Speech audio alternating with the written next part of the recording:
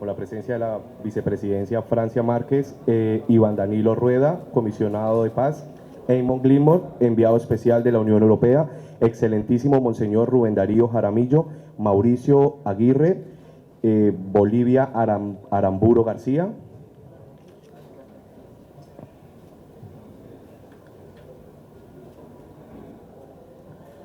Héctor Fabio Henao, Rubén Darío Jaramillo, Mauricio Aguirre y Eamon Gilmore. A continuación desarrollaremos la rueda de prensa, como habíamos quedado, una pregunta por medio.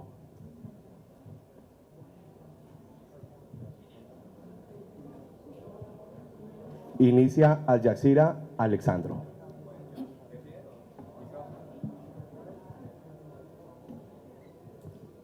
Buenas tardes. Hello. No hay duda que han logrado una disminución importante.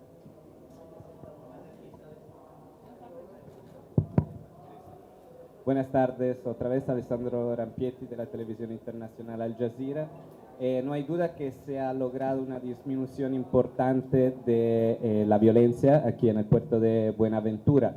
Creo que la pregunta que todos tenemos ahora es cómo hacer que esta tregua se mantenga, cómo hacer que esto se vuelva una condición estable y cómo se imaginan, no sé si esa es una pregunta para la vicepresidenta o para el alto comisionado para la paz, concretamente, ¿cómo se imaginan el sometimiento de estas dos bandas? Gracias. Buenas tardes a todos los medios de comunicación aquí presentes. Saludo de manera muy especial a nuestro alto comisionado para la paz, Iván Danilo Rueda Rodríguez. Saludamos al señor Eamon Gilmore, enviado especial de la Unión Europea para la paz en Colombia y representante especial para los derechos humanos. Saludamos al excelentísimo Monseñor Rubén Darío Jaramillo Montoya, obispo de Buenaventura. Saludo al alcalde de Buenaventura encargado, Mauricio Aguirre, al excelentísimo Monseñor Héctor Fabio Henao, director del Episcopal Social, y a la lideresa del grupo Madres y Jóvenes del barrio Punta del Este, la señora Bolivia Aramburo García. Por supuesto a los senadores, representantes, embajadores de la Unión Europea aquí presentes y por supuesto a todos los medios de comunicación y a la comunidad en general. Quiero iniciar primero manifestando que es de gran alegría, y lo sé porque lo siento y lo he vivido, que hoy el pueblo de Buenaventura pueda ser el alumbrado en paz.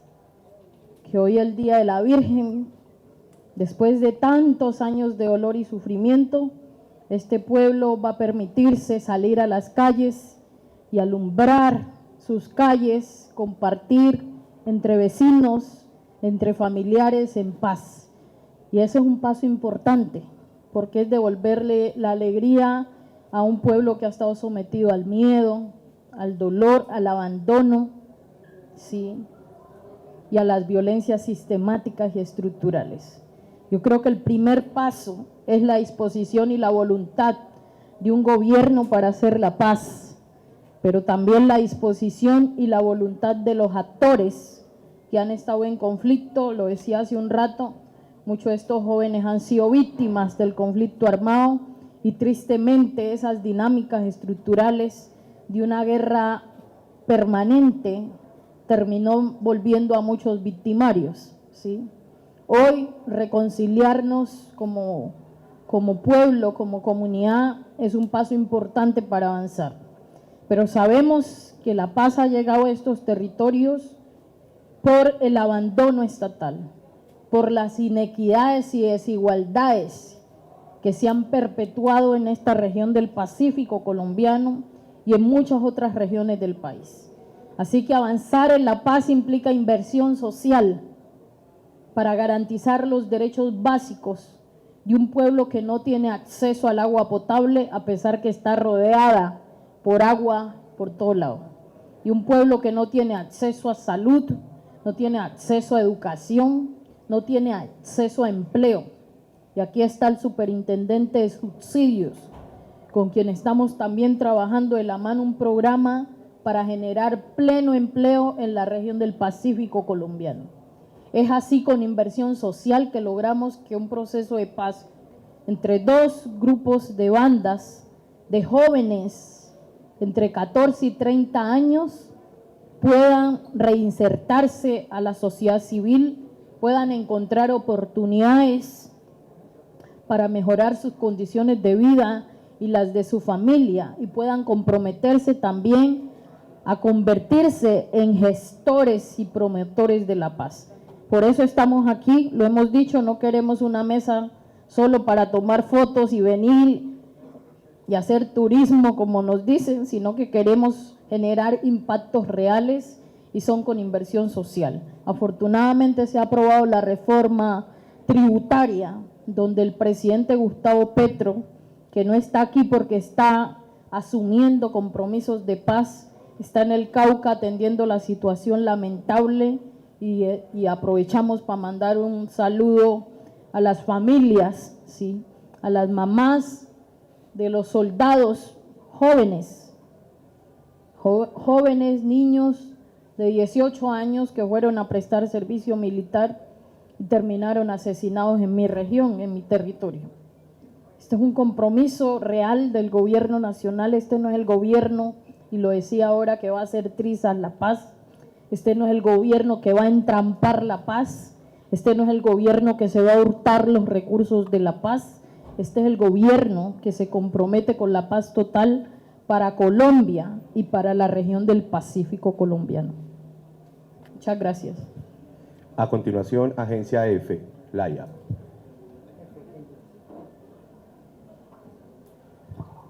Hola, buenas tardes, ¿cómo están?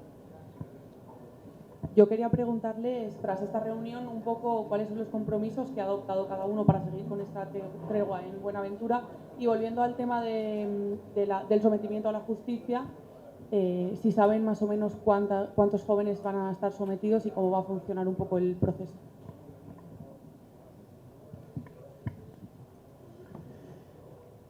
La sostenibilidad de la llamada tregua es responsabilidad y es la construcción de muchas partes. Aquí al lado de Bolivia, Aramburo, rendimos un homenaje a la vida de los jóvenes masacrados hace 18 años en Punta del Este, porque han sido las mujeres, las hijas, los hijos y las madres de los 1.700 muchachos de ambas estructuras armadas quienes han cimentado la base de esta tregua. Acá no somos las instituciones, ha sido la gente de carne y hueso que ha llevado a que los mandos de los chotas y los espartanos hayan asumido el compromiso, que hasta hoy es una realidad. Por eso el homenaje a la vida es a ellas, a mujeres como Bolivia. Lo segundo, el gobierno tiene un compromiso desde antes de las elecciones con Buenaventura, con el Pacífico y con los excluidos del país. Y como lo ha dicho la vicepresidenta, sin las bases de un proceso que lleve a la inclusión social, esto será insostenible. La tregua solo será sostenible si hay unas condiciones básicas satisfechas, no solamente para los muchachos en armas, sino para el entorno, los barrios donde ellos habitan. Sin esas condiciones básicas, lo que hoy están haciendo estos muchachos y muchachas de chotas y espartanos será insostenible. La paz, se está demostrando, es fruto de la justicia. Mientras ustedes preguntan por el sometimiento, lo que nosotros necesitamos es restaurar el Estado de Derecho, en Colombia, en muchos territorios y aquí en esta ciudad. Y un Estado es de derecho no solamente porque monopolice la fuerza o porque, como ustedes afirman, un grupo armado se someta. Es que aquí ha surgido toda esta violencia una y otra vez por esa injusticia histórica y estructural de la que ha hablado la vicepresidente. Es por eso, y respetuosamente la pregunta antes del sometimiento judicial, es que haya justicia social y ambiental, que haya justicia transversal. Si queremos que esta tregua, insisto, valerosa, se mantenga. Y entonces aquí hay una responsabilidad en la formulación también de las preguntas, respetando la libertad de expresión. Aquí hay que mirar este entorno de Buenaventura.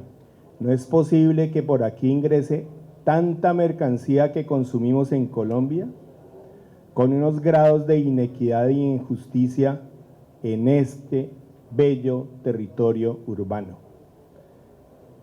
Y aquí se demuestra que Colombia tiene el deshonroso lugar de ser el segundo en desigualdad en América.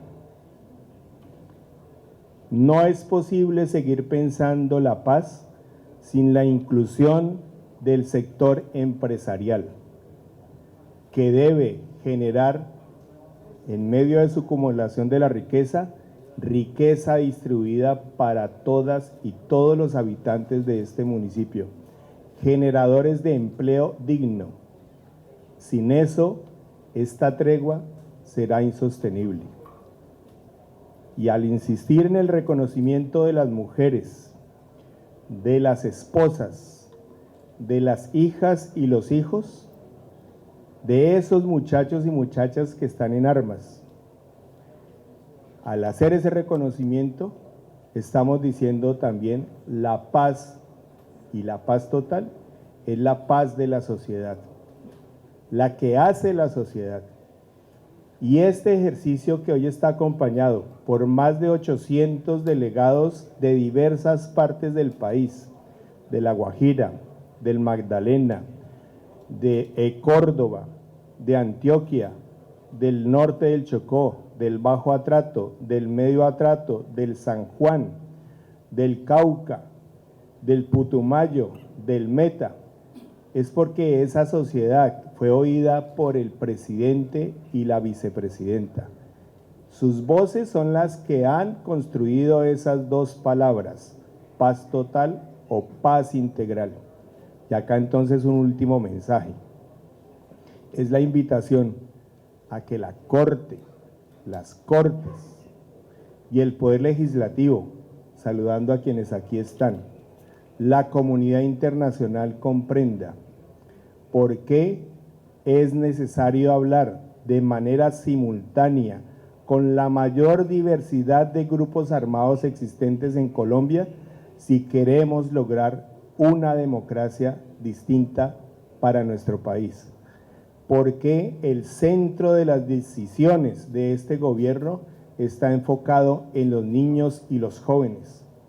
¿Por qué es necesario pensar en justicias transicionales, en humanización de los centros carcelarios, en la posibilidad de nombramientos de gestorías de paz, de facilitadores de paz? Porque solamente así podemos tejer la paz. Aquí no hay que escandalizarse por decisiones políticas que tienen en el centro la ética de la vida y la posibilidad de la paz. ¿Queremos ver en Buenaventura más muertos? Entonces comprendamos por qué debe haber gestorías de paz. ¿Queremos ver que Buenaventura reduzca al máximo su violencia? Entonces comprendamos por qué los centros carcelarios y las decisiones del presidente, la vicepresidenta a través del Ministerio de Justicia están enfocados a unos principios de humanización de las cárceles. Es necesario entender que ellos y ellas, armados o no armados, son parte de nuestro país y es con ellos que se construye la posibilidad de la paz. y aquellos que están detrás de estas violencias, que se han beneficiado de tantos crímenes. También está la apertura de este gobierno para escucharles y permitir que transiten al Estado de Derecho. Esta paz es incluyente, sin exclusión alguna, porque solamente entre todas y todos podemos construir el país que ha elegido a una hermosa mujer como Francia, a una mujer que representa a Bolivia, o a un hombre que está pensando en los niños y en los jóvenes como centro de la vida digna y de la vida transformada para nuestro país. Muchas gracias. A continuación, Angie, Caracol Televisión. Hola, buenas tardes.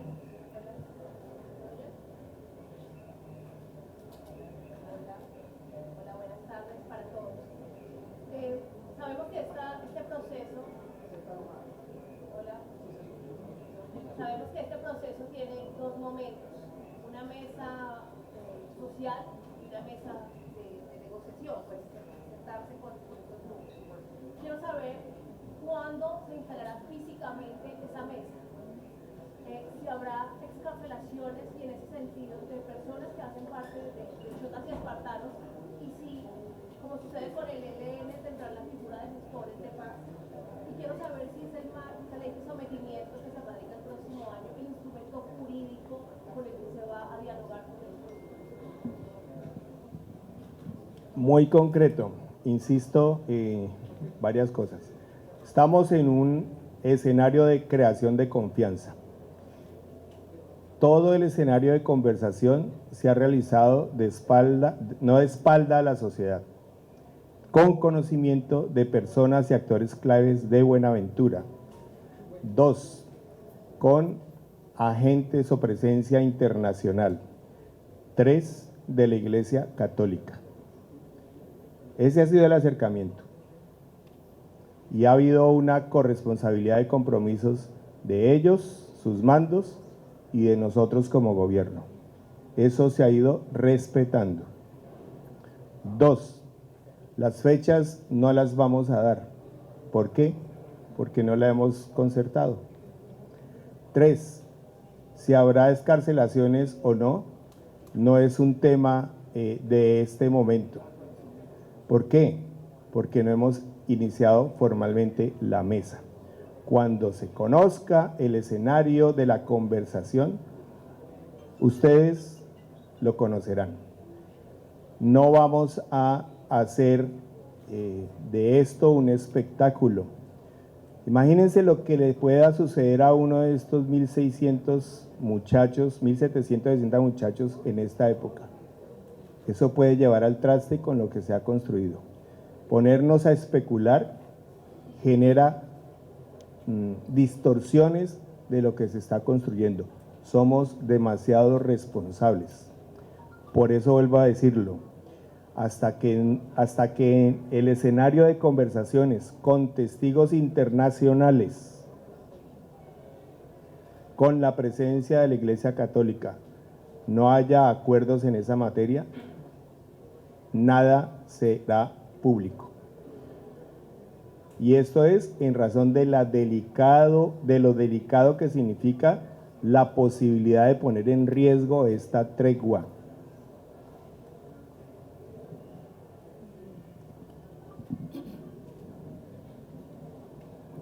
Muchas gracias. A continuación, RCN Televisión.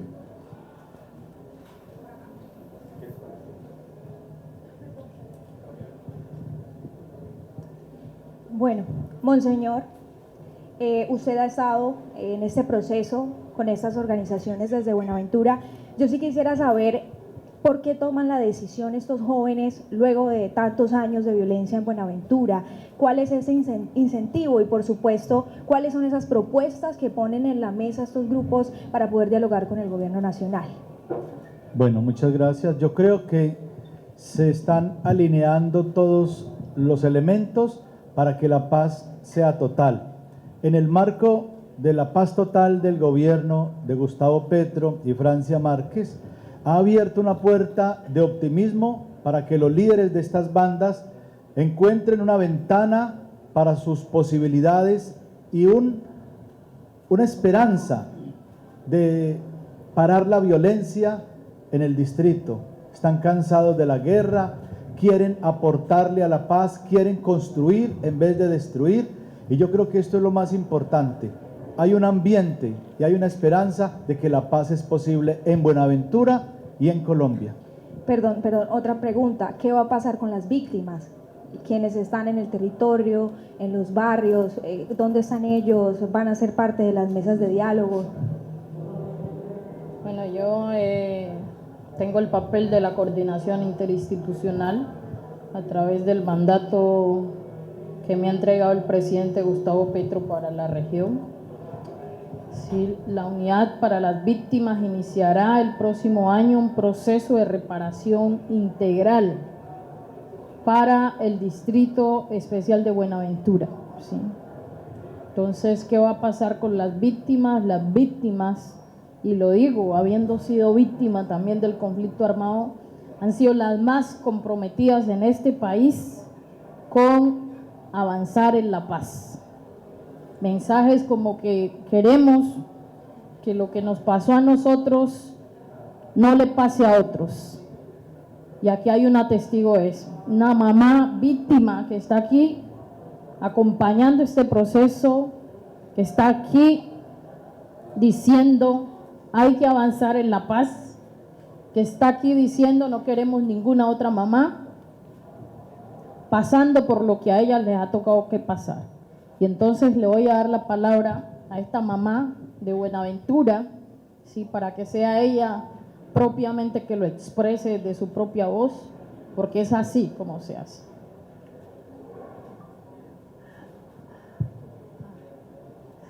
Buenas tardes para todas.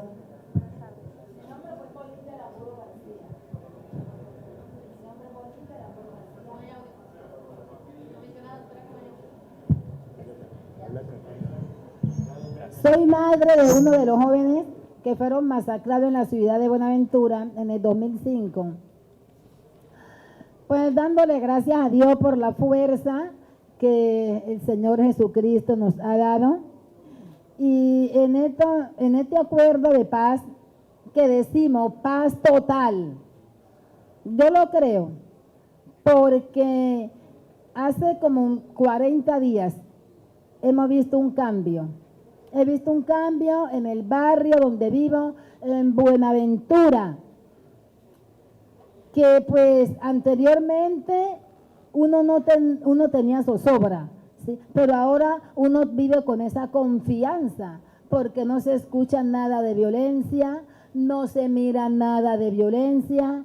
Entonces le doy muchas gracias a Dios y que sigamos trabajando así como vamos por esta paz total, y que el gobierno pues mire cómo tiene que reparar a las víctimas, porque ese fue el compromiso en La Habana, Cuba, ¿no? Que las víctimas perdonábamos, pero que hubiera reparación. Por ejemplo, el gobierno está comprometido con las víctimas. En el caso mío, yo no tengo casa, mi casa se cayó.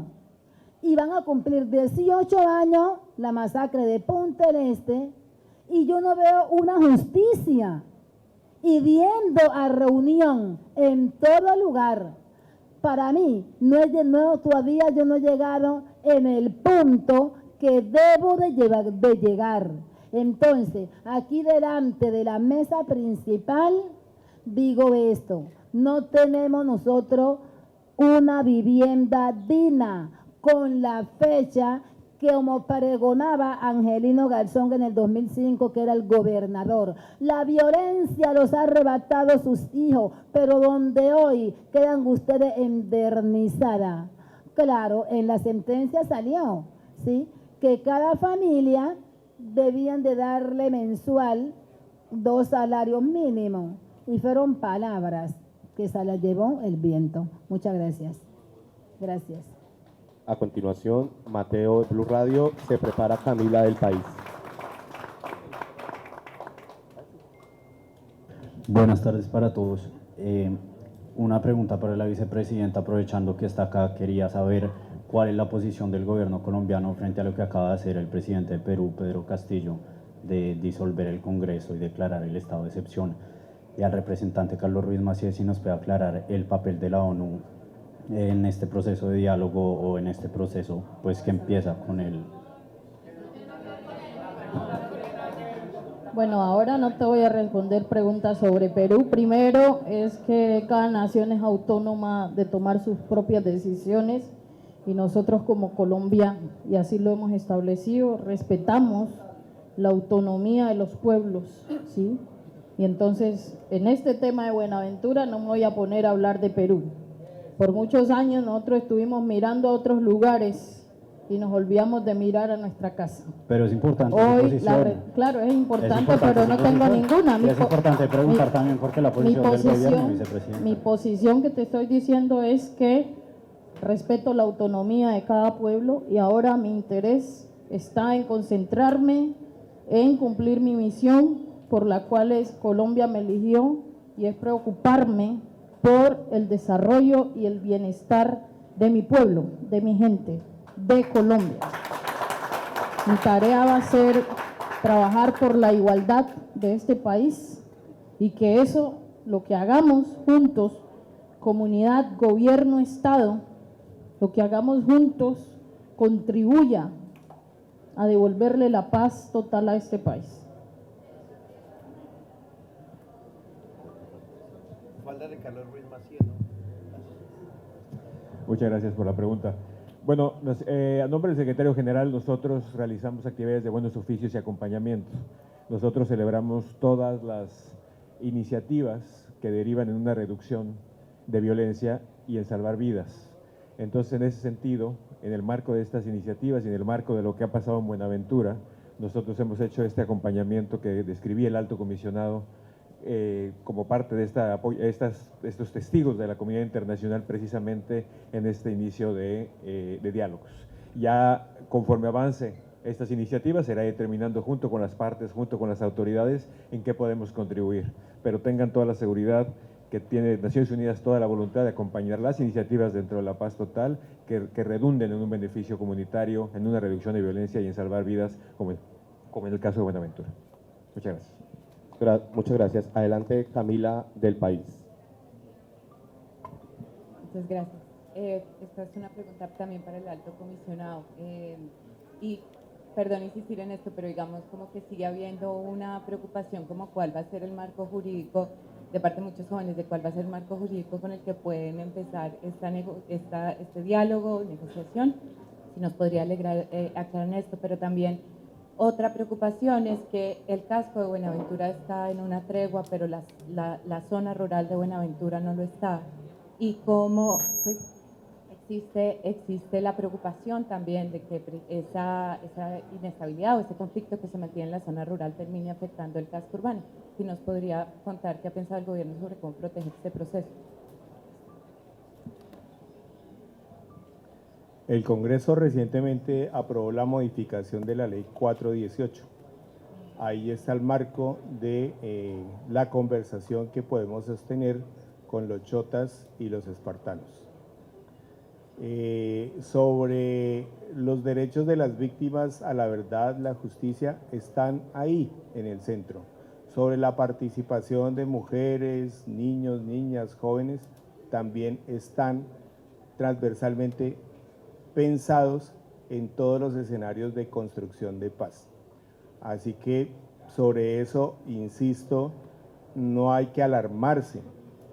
Va a haber el respeto de la Constitución Nacional, va a haber el respeto de los tratados internacionales. Aquí no hay ningún tipo de negociación. Aquí es un diálogo en el sentido de construir los mecanismos más adecuados e idóneos conforme a la Constitución y la ley para que ellas y ellos transiten al Estado de Derecho. Y eso significa transformaciones sociales muy específicas en los barrios donde ellos habitan. Ellos no son extraterrestres, son habitantes de estos territorios, no son ajenos del territorio. y cualquier decisión se tomará conforme a los marcos institucionales existentes. En relación con las violencias rurales, todo esto hay que comprenderlo en 4 meses donde hemos logrado escenarios de distensión con diversos grupos armados. Pero eso es de un primer momento para medir voluntades. Las operaciones de la fuerza pública y de los organismos de inteligencia no han cesado. Y todo este escenario se da en medio de esas conflictividades armadas persistentes. Nosotros, por supuesto, hemos rechazado, hemos expresado nuestra solidaridad con las familias de los militares que han caído, porque como ustedes saben, el centro de este gobierno es la vida, el respeto a la vida y la construcción de garantías de vida digna.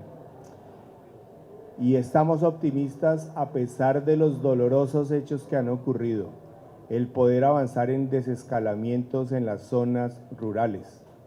Todo esto es un proceso y estamos empeñados en eso y estamos seguros que lo vamos a lograr. ¿Por qué? Porque quienes padecen las violencias, porque quienes viven en esos territorios urbanos o rurales, lo han exigido, lo han pedido, y son ellos los que vienen silenciosamente y valientemente exigiendo a cada grupo armado el respeto a la vida y el parar las acciones de confrontación. A continuación, la isla, Aldemar.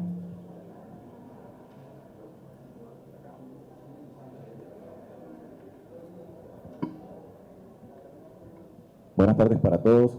Señora Vicepresidenta, una recomendación respetuosa y es respecto al ingreso de la prensa local en las actividades que realizaba Presidencia.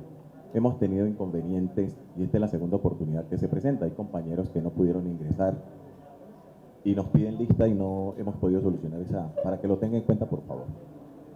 Nosotros tenemos aquí en Buenaventura PDB, un plan integral de desarrollo para Buenaventura, el cual el doctor Harrison, que se encuentra por aquí, hizo una parte importante. Tenemos unos acuerdos cimentados en una ley.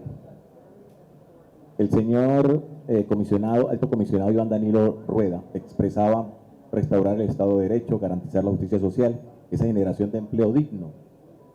¿Cómo se va a sostener un proceso que sabemos que no se va a realizar de la noche a la mañana, con unos jóvenes que vienen al margen de la ley, viviendo del microtráfico, el narcotráfico, la extorsión, para que esto efectivamente ellos no vuelvan a delinquir y el proceso en un momento determinado, la famosa tregua que tenemos hoy, reconociéndole a Monseñor todo lo que ha hecho, no se vaya a romper?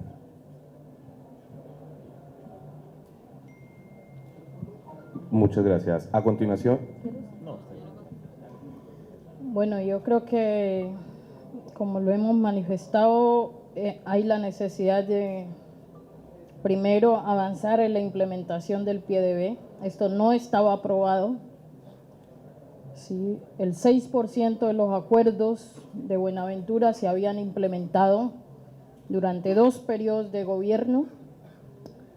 Y llegamos nosotros y solo hasta ahora se aprobó el Plan de Desarrollo Integral para Buenaventura. ¿Sí?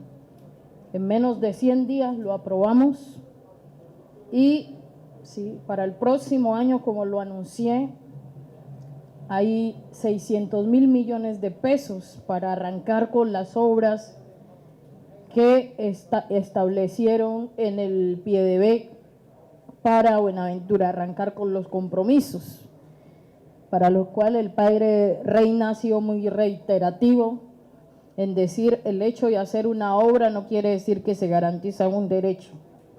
Y eso ha estado claro.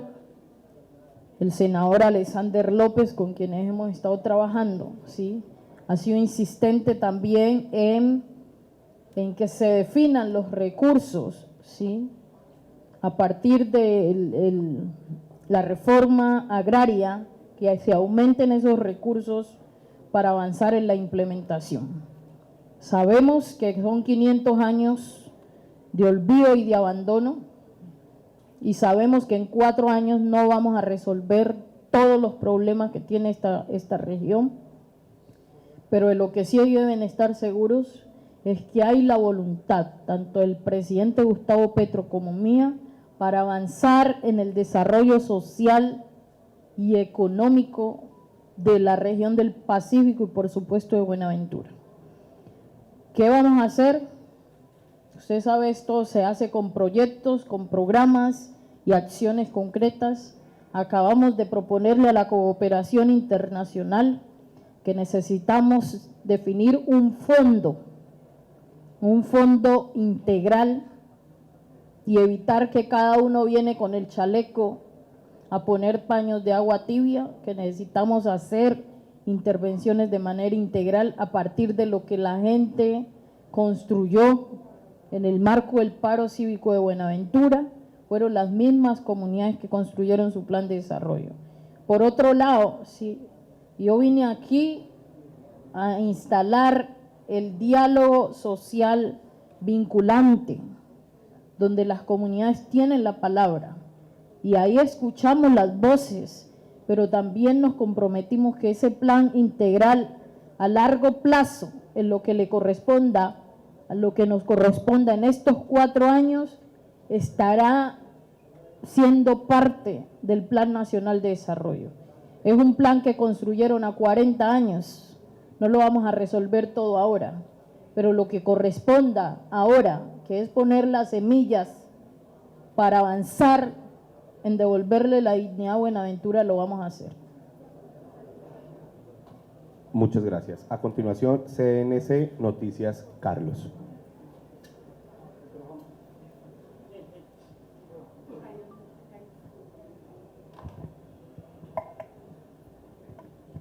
Doctora Francia Márquez, saludo cordial para usted, bienvenida a Buenaventura, a toda la comisión, a los compañeros periodistas.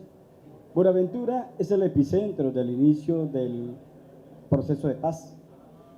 La pregunta, ¿cada cuánto se tendrá presente para los diálogos al distrito de Buenaventura y sus habitantes de los corregimientos que han sido afectados por el conflicto armado? ¿Cada cuánto se tendrá presente a Buenaventura para los diálogos? Bueno, yo tengo a Buenaventura presente todos los días en mi corazón, ¿sí? Y lo mismo el presidente. Desde que el presidente se posesionó y yo me posesioné, la pregunta es cuántas veces hemos estado en este territorio. Y si hoy estamos aquí, estamos mostrando nuestra voluntad. ¿Cuántas veces vino el expresidente Iván Duque a Buenaventura? ¿Sí? Ni una. ¿Cuántas veces hemos venido nosotros en menos de 3 meses? ¿Sí? Y no solo yo y el presidente, sino aquí han estado los ministros, aquí han estado los distintos directores de los departamentos administrativos, poniendo la cara a Buenaventura, ¿sí? La administración pública no es algo que uno hace así y ya cambia todo. Esto es un proceso. Pero aquí nuestra presencia, la presencia del presidente Gustavo Petro, que no ha llegado porque está atendiendo la situación en Cauca, es una muestra de voluntad y de disposición y de compromiso con los derechos de la gente. De eso no les puede quedar dudas. ¿Cuántas veces lo hacemos? Las veces que sean necesarias para devolverle a este territorio la paz, la dignidad, para que esta región y el país en general viva en paz total, vivan sin miedo, vivan con alegría y vivan con derechos. Adelante, el porteño se nota. Rodrigo, con esto terminamos. Buenas tardes, vicepresidenta. Usted ha sido, digamos, una abanderada del reconocimiento, sobre todo. Y hace poco en Ginebra, Suiza, usted hizo una propuesta ante la ONU de cambiar deuda externa por reconocimiento. Quisiera que nos ampliara un poquito cómo sería ese tema de hacer ese cambio. Bueno, primero es que celebramos, y se lo digo aquí al delegado de Naciones Unidas que está aquí presente, celebramos que después de 21 años que se firmó la declaración de la lucha contra el racismo y la discriminación racial en el mundo, reconociendo que de manera desproporcional los pueblos afrodescendientes siguen viviendo situaciones conexas al colonialismo y a la esclavitud. Por primera vez, sí, después de tantos años de lucha de hombres y mujeres, líderes afrodescendientes y africanos, sí, se instala el Foro Permanente para Pueblos Afrodescendientes. Y es importante porque se acaba de declarar una década de los afrodescendientes, donde se buscaba justicia, sí, desarrollo y reconocimiento. En el marco de esa década se ha podido decir que hay avances, pero los avances no han sido tan significativos, en tanto hoy estamos discutiendo aquí en Buenaventura los derechos de la gente afrodescendiente que ha vivido la exclusión y la marginalidad. En ese sentido, fui invitada como vicepresidenta a hacer la instalación del foro permanente que será presidido por la señora Etsi Campbell, vicepresidenta, ex vicepresidenta de Costa Rica, ¿sí? La primer mujer afrodescendiente que llegó a ser vicepresidenta en esta región de las Américas, la segunda Kamala Harris, la tercera yo. Y entonces hay un compromiso y una disposición de avanzar en un término que la gente ha tenido miedo, pero que hay que colocarlo sobre la mesa, y es reparaciones históricas. ¿Para qué? Cuando yo escucho en este país, en mi país, que a una profesora de un colegio la violentan, pero violentan a sus hijos, no solo físicamente, sino psicológicamente y sexualmente, nos dice que hay un desafío enorme todavía como sociedad por erradicar el racismo estructural que nos sigue expropiando la condición humana, que sigue colocando a la gente afrodescendiente e indígena en condiciones de inferioridad. Y entonces lo que planteamos es que esto no va a cambiar si los países, las naciones que tuvieron compromiso con la esclavitud, con el colonialismo y con el racismo, entendiendo el racismo estructural que impuso la supremacía blanca sobre el resto de seres humanos, no vamos a transformar eso. Y eso implica entonces el compromiso de estas naciones de Europa, ¿sí?, de Estados Unidos y de los países que promovieron la esclavitud y han perpetuado el racismo y el colonialismo, a comprometerse con nosotros, los países que han sufrido estas consecuencias, que tienen poblaciones afrodescendientes, o el continente africano que también ha sufrido el colonialismo y la esclavitud, a comprometernos juntos a trabajar para cerrar esas brechas. Eso implica, ¿sí?, avances de reparación histórica. ¿En qué áreas? En educación. No es posible una educación que nos siga diciendo a nosotros o a los pueblos indígenas que Cristóbal Colón fue el salvador del mundo, cuando colonizó y ayudó a esclavizar seres humanos. No es posible una educación, ¿sí?, que cuando uno ponga a dos niños ahí, un negro y un indígena, o un negro, un indígena y un mestizo, y le pregunten a los niños cuáles son sus preferencias, sigan diciendo que su preferencia es el niño blanco. Deberían preferir a todos, porque lo que importa es la humanidad, ¿sí?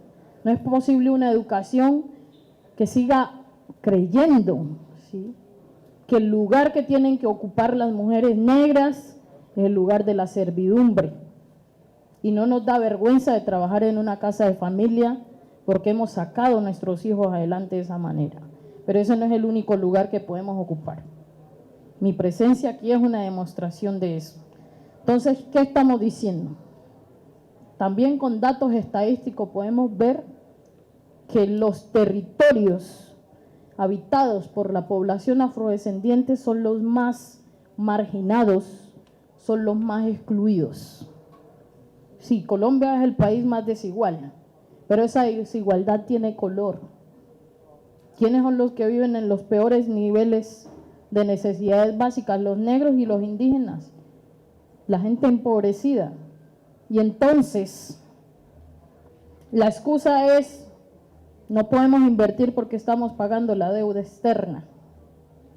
Parte de lo que estamos planteando es que así como en la COP26, hoy se colocó la necesidad de crear un fondo para reparación de pérdidas y daños por los efectos del cambio climático, donde los países desarrollados van a aportar para ese fondo, porque los países que nos llaman no desarrollados o subdesarrollados, pues estamos sufriendo las consecuencias del cambio climático. En Colombia la consecuencia del cambio climático, ¿a dónde afecta de mayor medida? En las regiones más empobrecidas, donde está la gente más vulnerable. ¿Por qué? Porque fueron los lugares que pudieron ocupar. Y entonces hablar de condonación de deuda implica liberar recursos. No es como dijo la ultraderecha tergiversando mi mensaje, que yo estoy diciendo que no vamos a pagar la deuda externa. Yo no he dicho eso. Yo he dicho, es necesario trabajar e impulsar desde las Naciones Unidas acciones de reparación histórica donde los países que han colonizado, que esclavizaron, se comprometan a reparar a las comunidades, y el mayor compromiso, la forma más fácil que puede hacerse, no es que nos traigan dinero, es que dejen de llevar el dinero que ha implicado que nos tenemos que endeudar. Haití sigue pagando a Francia la deuda externa. ¿Y cómo vive el pueblo haitiano cuando fue el pueblo que ayudó a liberar a América? Este es un debate de calado y de fondo y estoy dispuesta a darlo con quien sea, ¿sí? Pero es necesario colocar estos debates a nivel global. África hoy sigue viviendo el éxodo, ¿sí? La gente sigue muriéndose cruzando el Mediterráneo, igual como en tiempos de esclavitud. Y América, nuestra América, no ha podido avanzar en mayores desarrollos, porque también gran parte de nuestros recursos, para el caso de Colombia, se van a pago de la deuda externa. Liberar esos recursos implica mayor disposición de recursos para invertir en estos territorios excluidos, marginados y racializados. Perdón que me extienda, pero como sé que es un tema que la ultraderecha ya colocó sobre la mesa y sobre la discusión pública, ¿sí? Para tergiversar, para mandar un mensaje equivocado de lo que he planteado, pues me alegra que haga la pregunta porque me permite, digamos, profundizar más en la argumentación de por qué es necesario avanzar ya en reparación histórica, y un camino de esa reparación histórica, que lo planteo claro, es poder trabajar de manera conjunta con estas naciones acciones de condonación de deuda, o por lo menos avanzar en condonación de intereses para nuestras naciones. Muchas gracias a todos los colegas que nos acompañaron.